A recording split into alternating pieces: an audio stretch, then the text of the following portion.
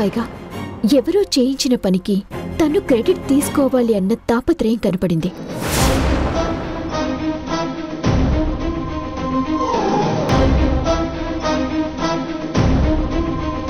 అసలు నాకు బ్రహ్మరాంబ మీద అనుమానం రావటానికి మెయిన్ రీజన్ మన ఇంట్లో నుండి మెయిల్స్ వెళ్ళటం, సార్ ఫోన్ నుండి కాల్ వెళ్ళటం, సార్ సంతకాలు అగ్రిమెంట్ పేపర్స్ మీద ఉండటం.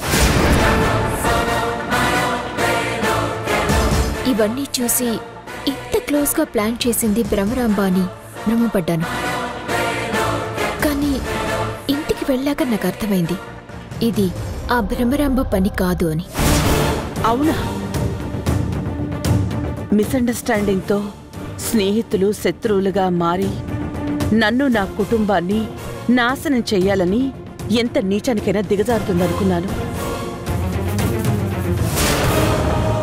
కానీ బ్రహ్మరాంబ పని కానప్పుడు మరి పని ఎవరు చేశారు? ఎందుకు చేశారు? మన మీద ఒక ఆడపిల్లని అడ్డం పెట్టుకుని నీచమైన నిందలు వేయాల్సిన అవసరం ఎవరికి ఉంటుంది?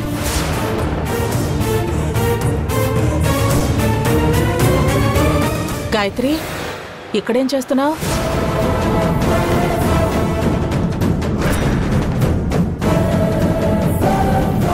ఏంటి గాయత్రి, ఇక్కడ ఏం చేస్తున్నావు అంటే మాట్లాడవే? ఏం లేదు పిన్ని, అమ్మ ఎమోషనల్ గా చాలా లోగా ఉంది కదా, అమ్మకి ఓదార్పునిద్దామని ఇలా వచ్చాను. కానీ లోపల అమ్మతో రాతేదో సీరియస్ డిస్కషన్ చేస్తోంది. నేను వెళ్ళి వాళ్ళని డిస్టర్బ్ ఎందుకు చేయడము అని ఇక్కడే వెయిట్ చేస్తున్నాను. అదేంటి గాయత్రి అలా అంటున్నావు? లోపలికి రండి.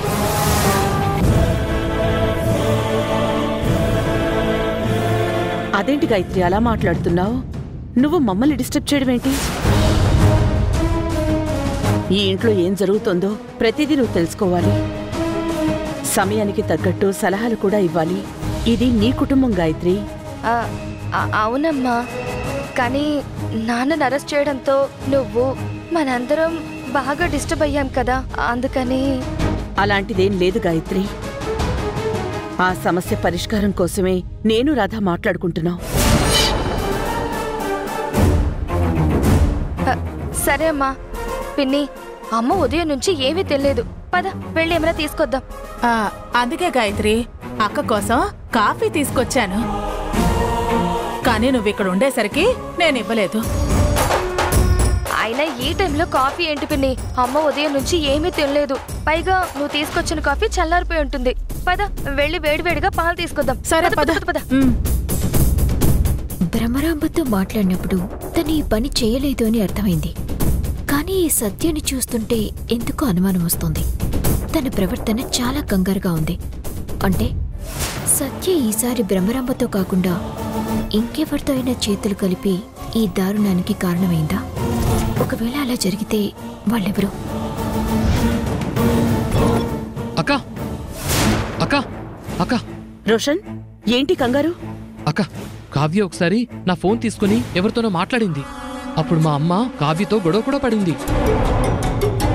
అప్పుడు అమ్మ డయల్ చేసిన నంబర్ లేదేంటని అడిగితే నేను ఫోన్ చేసిన నంబర్ మీ ఫోన్లో ఎందుకని, అందుకే డిలీట్ చేశానని చెప్పింది.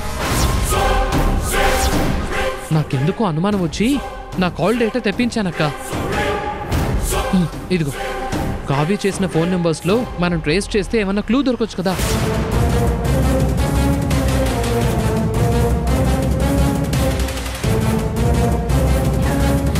Super Roshan, very good. నువ్వు చాలా చక్కగా ఆలోచించావు. Good job Roshan. ప్రాబ్లం వచ్చినప్పుడు ఎప్పుడైనా మనం ఇలాగే అవుట్ ఆఫ్ ద బాక్స్ లో ఆలోచించాలి. Keep it up. Very good. Madam, మీరేమీ బాధపడకండి. ఎలాగైనా మనం ఈ ప్రాబ్లం నుంచి బయటపడి సార్ని మనోహర్ని విడిపిస్తాం. ఇప్పుడే వెళ్ళి ఈ కాల్ డేటాకి ఏమైనా ఆధారం దొరుకుతుందేమో చూస్తాం మేడం. నేను మీకు మాటిస్తున్నాను, సార్ వాళ్ళు కడిగిన ముత్యాల్లా బయటకు వస్తారు. నాది ఆ బాధ్యత. రోషన్, పద వెళ్దాం. పదక్క.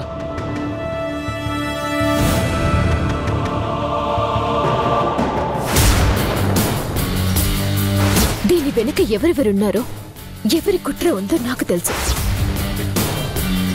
ఒక 24 అవర్స్ ఎఫ్ఐఆర్ ఫైల్ చేయకండి సార్. ఈలోపు మీకు దొరికిన ఆధారాలు తప్పు అని నిరూపిస్తాను సార్. ఎస్ఐ దగ్గరున్న ప్రతి ఆధారాన్ని తప్పని నిరూపించి సార్ వాళ్ళని నిర్దోషులుగా బయటికి తీసుకెళ్దాం మేడం. ఈ రాధని చూస్తుంటే ఏదో ఒకటి చేసి ఈ కేసుని సాల్వ్ చేసే విధంగా ఉంది.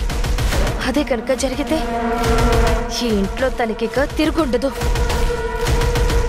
ఇప్పటికీ నేను కన్న కూతుర్ని అని నమ్మినా పాపులారిటీ మాత్రం దానికి ఎక్కువ. ఒకవేళ 24 గంటల్లో గనుక జైల్లో ఉన్న వాళ్లను నిర్దోషులుగా బయటకు తీసుకొస్తే ఆ రాధని నెత్తి మీద పెట్టుకుని చూసుకుంటారు. ఎలాగైనా ఆ రాధనైనా ఆపాలి, లేదా ఆ రాధ కన్నా ముందు నేనేదైనా అందరూ మెచ్చుకునే పని చెయ్యాలి.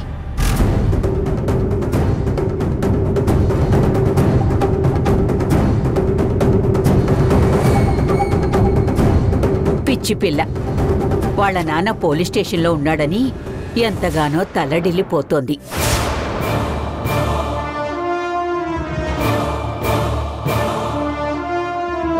అమ్మా గాయత్రి, ఏం బాధపడకమ్మా, నాన్నకేం కాదు. మీ అమ్మ దేవకి ఎలాగైనా మీ నాన్నని బయటికి తీసుకొస్తుంది. ఇదంతా ఆలోచించి నీ మనసు పాడు చేసుకోకు. నాన్న పోలీస్ స్టేషన్లో ఉన్నందుకు నువ్వెంత బాధపడుతున్నావో నాకు తెలుసు నానమ్మా. కన్న కొడుకుని చెయ్యని నేరానికి పోలీసులు తీసుకెళ్తే ఏ కన్న తల్లైనా ఎలా తట్టుకుంటుంది గాయత్రి?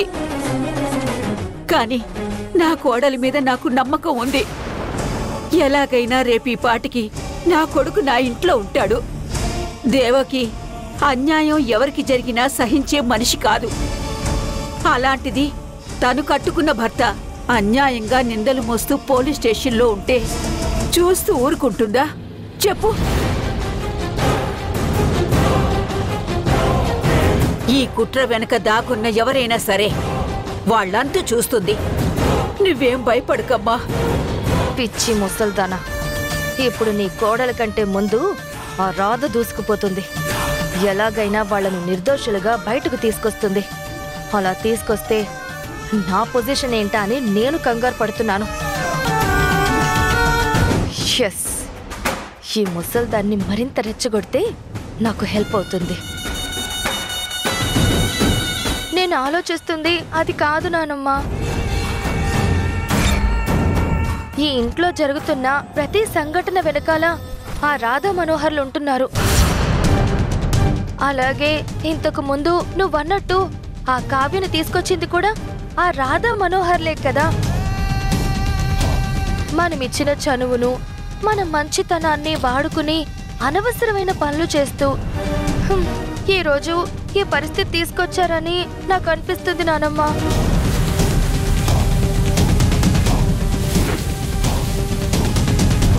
వాళ్ళు మనకి మంచి చేయాలని చూస్తూ ఉన్నా వాళ్ళు చేసే పనుల వల్ల మనం బ్యాడ్ అవుతున్నాం అనిపిస్తోంది.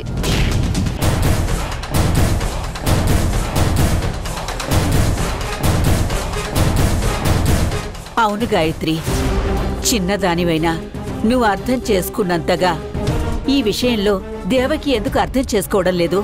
అలాగని వదిలేస్తే ఎలా నానమ్మా? ఈరోజు పరువు పోయింది. మొన్న నవరాత్రుల్లో నా ప్రాణాలే పోయేవి.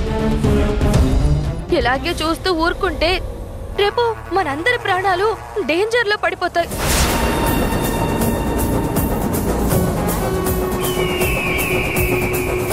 వాళ్ళదేముంది నానమ్మా, ఏ పని కాకపోతే ఇంకో పని, ఈ ఇల్లు కాకపోతే ఇంకో ఇల్లు. కానీ మన పరువు ప్రతిష్టలు, ప్రాణాలు అన్నీ వాళ్ళ చేతుల్లో ఉన్నాయి నానమ్మా.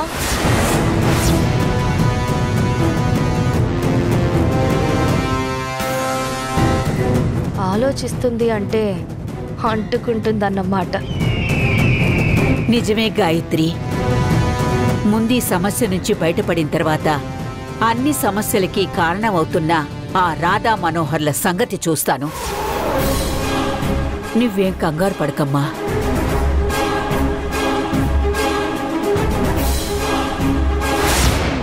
అమ్మయ్యా, ఓ పని అయిపోయింది. ఇప్పుడు ఈ సమస్యను రాధ సాల్వ్ చేసినా అసలు సమస్య వచ్చిందే రాధ తెచ్చిన అమ్మాయి వల్ల కాబట్టి నానమ్మ ఊరుకోదు. ముసల్దాని మెదడులో మంట పెట్టాను. ఇక మిగిలింది ఆ మంటల్లో ఆ రాధ కాలిపోవడం మాత్రమే.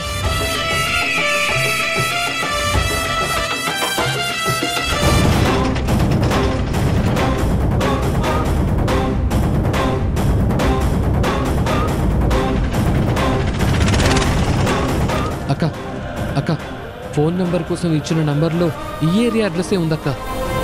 కావ్య చెప్పిన నంబర్ టవర్ కూడా ఈ ఏరియాలోనే ఉంది. చూస్తుంటే ఎందుకో మనకిక్కడ కావ్య దొరుకుతుందేమో అనిపిస్తుంది రోషన్. పద వెళ్ళి అడుగుదాం. సరే అక్క.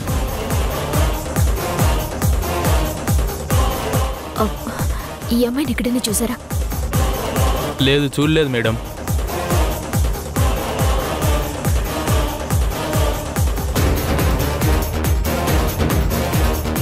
అతను అడుగు. ఎవడి?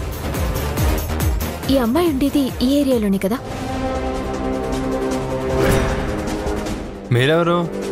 ఈ అమ్మాయి మాకు తెలిసిన అమ్మాయి.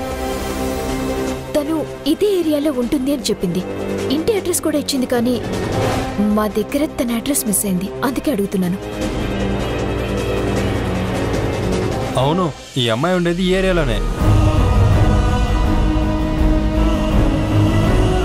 అమ్మయ్యా, మొత్తానికి కావ్యని పట్టుకోగలుగుతున్నాం. ఏరియా ఇదేనండి, కానీ వాళ్ళు ఇల్లు ఎక్కడా అని. ఆ పింక్ కలర్ బిల్డింగ్ పక్కన రేకుల షెడ్ ఉంది కదా, దాని పక్కనే. థాంక్స్ అండి. కానీ వాళ్ళు ఇక్కడ ఉండట్లేదు, ఖాళీ చేసి వెళ్ళిపోయారు.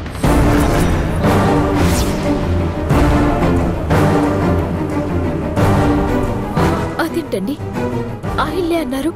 అవును, ఇంతకు ముందు అదే ఇంట్లో అద్దెకుండేవాళ్ళు. వారం క్రితమే ఖాళీ చేసి వెళ్ళిపోయారు.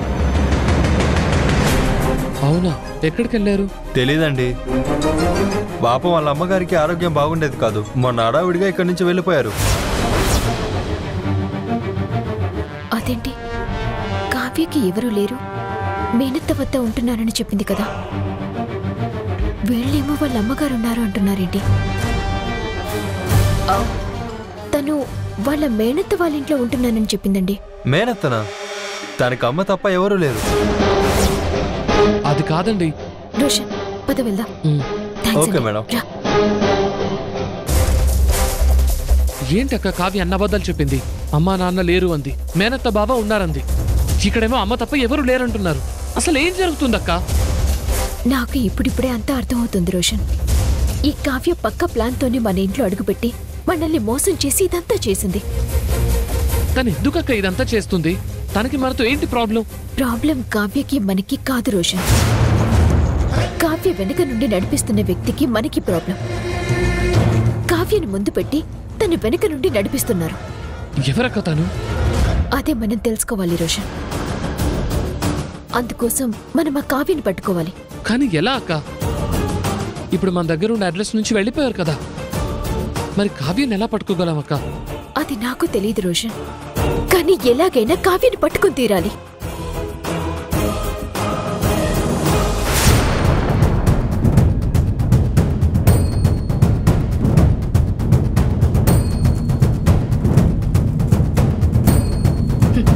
ఈ దెబ్బతో ఆ రాధా మనోహర్లని ఈ ముసల్ది బయటికి పంపించేస్తుంది కన్ఫర్మ్.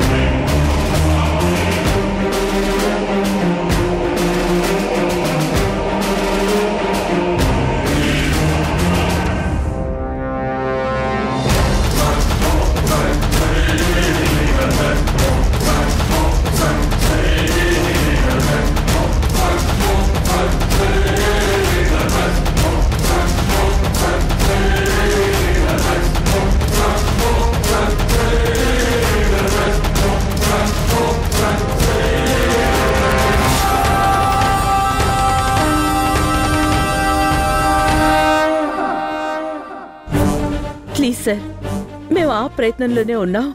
ఎలాగైనా మా వారిని నిర్దోషిగా ప్రూవ్ చేస్తాం. అప్పటి వరకు ఎఫ్ఐఆర్ ఆపండి సార్. సారీ మేడం, మీ గురించి మీ ఫ్యామిలీ గురించి మీరు చేసే సేవా కార్యక్రమాల గురించి నాకు బాగా తెలుసు కాబట్టి మీరు అడగగానే ఎఫ్ఐఆర్ చేయకుండానే హోల్డ్ చేయగలిగాను. కానీ ఆ ఎస్ఐ చాలా మొండివాడు. అన్ని ఆధారాలున్నా ఎందుకు ఎఫ్ఐఆర్ చేయకూడదని వాదిస్తున్నాడు. అతను చెప్పాడని కాదు గాని నిజంగానే మీకు వ్యతిరేకంగా అన్ని ఆధారాలు ఉన్నాయి. అది కాదండి, అన్నీ తెలిసిన మీరే ఈ సమయంలో హెల్ప్ చేయకపోతే ఎలా? మా రాధ మా వాళ్ళని నిర్దోషులని ప్రూవ్ చేయడానికి కావలసిన ఆధారాల కోసం ప్రయత్నం చేస్తోంది. ఖచ్చితంగా తను సాధిస్తుంది. మాకు కొంచెం టైం ఇవ్వండి ప్లీజ్. మీ మీదున్న గౌరవంతో ఇంకో గంటసేపు మాత్రమే ఎఫ్ఐఆర్ అవ్వకుండా ఆపుతాను. ఆ తర్వాత నేనేమీ చేయలేను. దయచేసి నన్ను తప్పుగా అనుకోవద్దు. మీకు గంట టైం ఉంది. ఈలోపు ఏం చేయగలరో చూడండి. Sir, hello hello sir, sir నా మాట వినండి. హలో,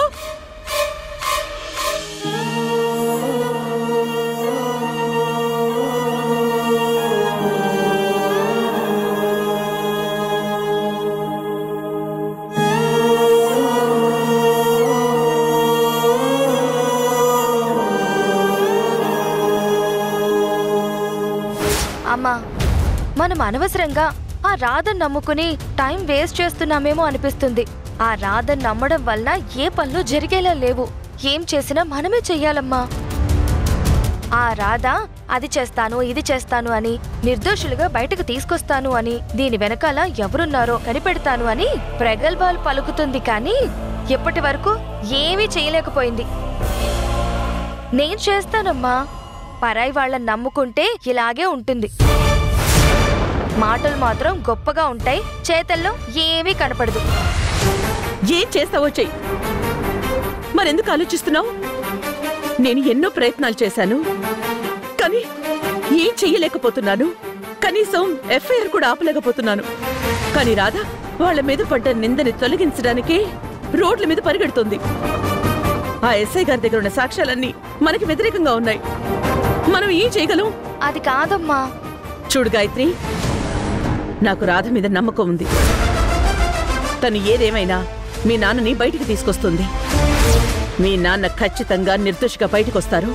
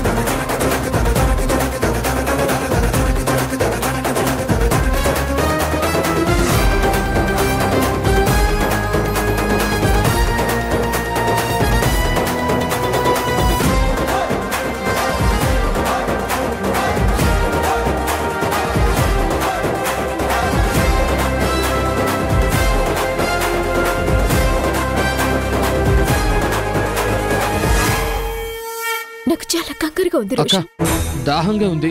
నేను వెళ్ళి వాటర్ బాటిల్ తీసుకొస్తాను.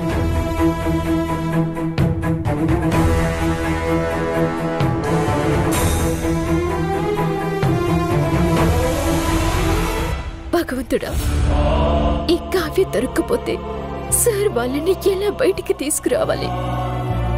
దేవకి మేడంకి ఏం సమాధానం చెప్పాలి? నాకేం అర్థం కావట్లేదు.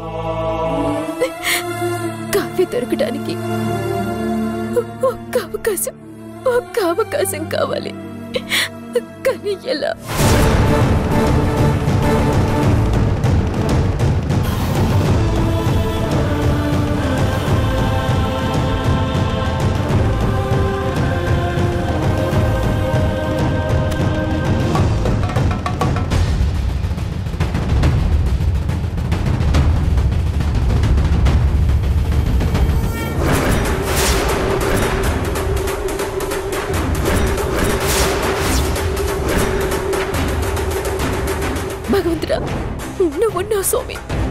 ఇప్పుడు నాకు దారి చూపించావు. కావ్య,